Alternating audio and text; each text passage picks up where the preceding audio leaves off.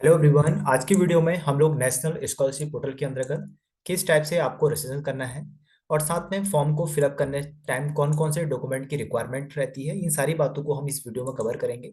और आज की वीडियो में हम लोग उत्तराखंड स्टेट के अंतर्गत जो भी विद्यार्थी यहाँ पर अप्लाई करना चाहते हैं उन सभी विद्यार्थियों को कंप्लीट रूप से इस वीडियो को वॉच करना है, चाहे वो उत्तराखंड ओपन यूनिवर्सिटी के विद्यार्थी हैं या गवर्नमेंट विद्यालय में बैचलर या मास्टर्स या पीएचडी इन इन चीजों के अंतर्गत रजिस्टर्ड है। तो किस टाइप से आपको रजिस्ट्रेशन करना है, इन सारी बातों को हम इस वीडियो में कवर करेंगे। सबसे पहले आपको स्टेट स्कीम के अंदर क्लिक करना है। जैसे आप स्टेट स्कीम के अंदर क्लिक करेंगे तो आपको सबसे पहले यहाँ पर उत्तराखंड स्टेट को सिलेक्ट कर लेना है।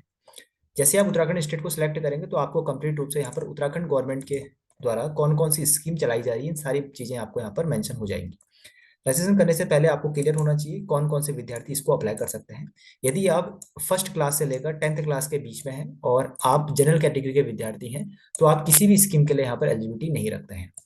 आप यदि बात करते हैं आप 11th क्लास से अबव हैं या 11th क्लास में हैं तो आप किसी भी स्कीम के लिए यहाँ पर जैसे कि post matric scholarship EBC student के लिए यहाँ पर अप्लाई कर सकते हैं। और इसके लास्ट डेट की बात करें तो यहाँ पर 31 दिसंबर इसकी यहाँ पर लास्ट डेट है।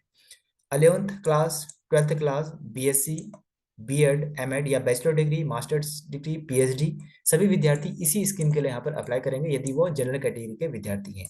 यदि हम बात करते हैं माइनॉरिटी यानी कि जो 6 ऐसी कम्युनिटी है जिसको माइनॉरिटी का दर्जा दिया गया है तो वो यहाँ पर प्री मैट्रिक स्कॉलरशिप स्कीम यानी कि जो 10th या 10th क्लास से छोटी क्लास के बच्चे हैं वो पहले स्कीम के लिए यहाँ पर अप्लाई करेंगे।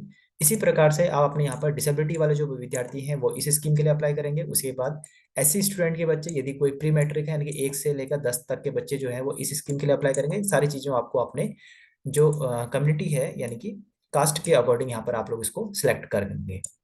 यदि आपको यहाँ पर क्लियर हो जाता है आप किस स्कीम के लिए यहाँ पर एलिजिबिलिटी रखते हैं, उसके बाद आपको जस्ट यहाँ पर अबव वाले सेक्शन पर आना है और यहाँ पर आपको न्यू रजिस्ट्रेशन के बटन पर दोस्तों क्लिक करना है। जैसे ही आप यहाँ पर न्यू रजिस्ट्रेशन में क्लिक करेंगे तो आपके सामने एक नया पेज ओपन होगा। अब आपको मैं क्लियर कर देता हूँ कि आपको रजिस्ट्रेशन करने से पहले आधार कार्ड से मोबाइल नंबर आपका रजिस्टर होना कंपलसरी है। अब मैं कंपलसरी यहाँ पर इसलिए यहाँ पर मेंशन कर रहा हूँ क्योंकि यदि आपके आधार कार्ड से मोबाइल नंबर रजिस्टर्ड नहीं है तो इसमें कुछ प्रॉब्लम आपको देखने को मिल सकती है। तो इसलिए सबसे पहले आपको अपने आधार कार्ड से मोबाइल नंबर रजिस्टर करना है। और साथ में यदि दो विद्यार्थी हैं एक ही फैमिली के और वो एक ही आधार नंबर यानी एक ही मोबाइल नंबर से यहाँ पर रजिस्टर्ड है तो यहाँ पर दोनों विद्यार्थियों के पास अलग अलग नंबर भी होना चाहिए, क्योंकि जब आप रजिस्ट्रेशन करते हैं तो उसके बाद सिस्टम के द्वारा एक जो डिफेक्टिव एप्लीकेशन है उनको यहाँ पर रिजेक्ट कर दिया जाता है। तो सिस्टम ऑटो जनरेट होता है। तो यदि एक ही नंबर दो विद्यार्थियों में पाया जाता है तो सिस्टम इसको कोई मतलब यानी कि कोई अधिकारी चेक नहीं करता है, सिस्टम ऑटोमेटिक चेक करता है और उसके बाद आपका जो एप्लीकेशन है उसको डिफेक्टिव यहाँ पर डिक्लेयर कर देता है। तो इसलिए ये चीज आप ध्यान रखिए कि सबसे पहले आपको क्या करना है। सबसे पहले आप लोगों को अपना अलग एक ही आधार कार्ड में एक नंबर यहाँ पर होना चाहिए। ये इसको रश यहाँ पर अपना मोबाइल नंबर आप लोग टाइप करें, यहाँ पर गेट ओटीपी और यहाँ पर अपना ओटीपी फिलअप करें। जस्ट यहाँ पर कैप्चा कोड फिलअप करेंगे। इन दोनों को फिलअप करने के बाद आपको अपना आधार नंबर डालना है और उसमें जैसे ही आपका ओटीपी यहाँ पर आपके फोन पर आएगा उसके बाद आपका एक मोबाइल पर एक यूटी करके एक नंबर आपको मेंशन हो जाएगा और साथ में आपको यहाँ पर पासवर्ड भी मेंशन होगा। पासवर्ड एटलीस्ट आपकी जो डेट ऑफ बर्थ होती है, सपोज दैट किसी की डेट ऑफ बर्थ है 1 तो उसके बाद आपको सिलेक्ट करना है, उसके बाद आपका 1 के बाद 4 उसके बाद आपका 2002। तो इस टाइप का आपका पहला जो पासवर्ड होता है वो इस टाइप का होता है। और यदि किसी के पास पासवर्ड नहीं मिलता है तो आप लोगों को क्या कर लेना है दोस्तों, यहाँ पर फॉरगेट पासवर्ड के बटन पर क्लिक कर लेना है। जैसे ही आप लोग के पास ये चीजें क्लियर हो जाती है तो आपको यहाँ पर यूटी नंबर डालना है और यहाँ पर पासवर्ड जो कैप्चा कोड है उसको यहाँ पर मेंशन करना है। उसके बाद दोस्तों यहाँ पर लॉगिन के बटन पर क्लिक करना है तो आप एक नेक्स्ट पेज पर पहुंच जाएंगे।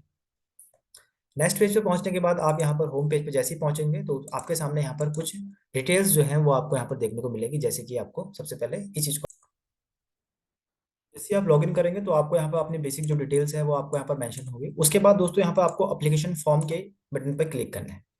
जैसे ही आप एप्लीकेशन फॉर्म के बटन पर क्लिक करेंगे तो आपको यहाँ पर अपनी बेसिक जो डिटेल्स है वो आपको यहाँ पर फिलअप करनी होगी। फादर नेम, मदर नेम ये ऑलरेडी आप लोग पहले फिल कर चुके होंगे। उसके बाद आपको अपने आय इनकम सर्टिफिकेट में जो भी आपको यहाँ पर एनुअल इनकम होगी वो आपको यहाँ पर मेंशन करनी होगी। डे स्कॉलरशिप स्कॉलर के जस्ट ऊपर वाले बटन पर यानी कि एनुअल फैमिली इनकम के में आपको वो इनकम फिलअप करनी होगी जो आपके इनकम सर्टिफिकेट में मेंशन है। उसके बाद यहाँ पर आपको अपना किस इंस्टीट्यूट से आप लोग यहाँ पर पढ़ाई कर रहे हैं वो आपको यहाँ पर चूज कर लेना है। जैसे कि मैं उत्तराखंड चूज कर लेता हूँ और यहाँ पर आप लोग अपना डिस्ट्रिक्ट चूज कर लीजिए। उसके बाद जैसे ही आप डिस्ट्रिक्ट चूज करेंगे उसके बाद यहाँ पर आपको कंटिन्यू आपको यहाँ पर अदर अदर यहाँ पर जो गवर्नमेंट कॉलेज हैं वो आपको यहाँ पर मेंशन होंगे। जैसे सपोज दैट हम लोग एक प्राइवेट कॉलेज की बात कर लेते हैं जैसे कि जय अरिहंत।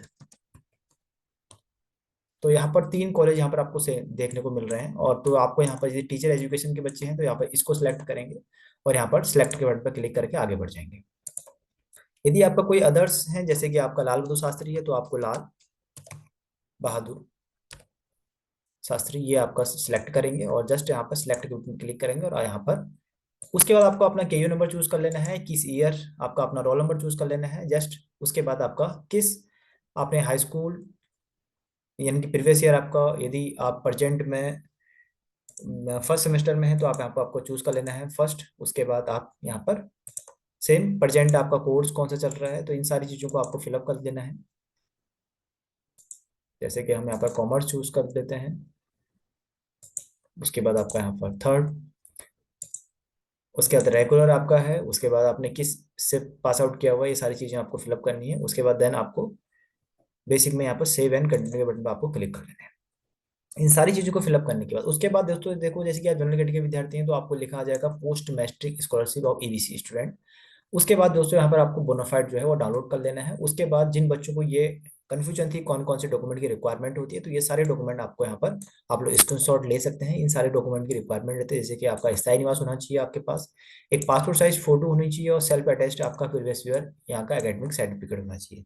जो आप करंट कोर्स कर रहे हैं, यहाँ पर लिखा हुआ है करंट कोर्स, यानी कि आप बीएससी यदि थर्ड सेमेस्टर में है तो आपको थर्ड सेमेस्टर की ही क्या चाहिए, आपको फीस रिसिप्ट चाहिए। उसके बाद आपको बोनाफाइड जो सर्टिफिकेट है एक प्रिंसिपल के द्वारा भी यहाँ पर जनरेट होता है, और एक तो आपको इसको भी इंस्टीट्यूट के द्वारा ही वेरीफाई करवाना है और इस सर्टिफिकेट को भी एक बोनाफाइड जो है वो कॉलेज के द्वारा लिख दिया जाता है। उसके बाद आपको यहाँ पर लिखा हुआ है पासबुक में क्लियरली शो होना चाहिए आपका अकाउंट नंबर और नेम ऑफ द स्टूडेंट। ये दोनों चीजें बड़ी कंप्लीट रूप से आपको देख लेनी है, उसके बाद ही आपको साफ मेंशन हो रहा है तभी आप अपलोड करें, अदरवाइज इसको छोड़ दें। उसके बाद लिखा हुआ है आपका पास सर्टिफिकेट होना चाहिए आपके पास 10th क्लास का, ठीक है, और स्कैन कॉपी होनी चाहिए एक है आपका। यदि आपके पास ये लिखा हुआ है ऑलरेडी कि तहसीलदार और किसी रेवेन्यू के द्वारा जो ऑथराइज है उनके द्वारा एक इनकम सर्टिफिकेट जनरेट होना चाहिए। और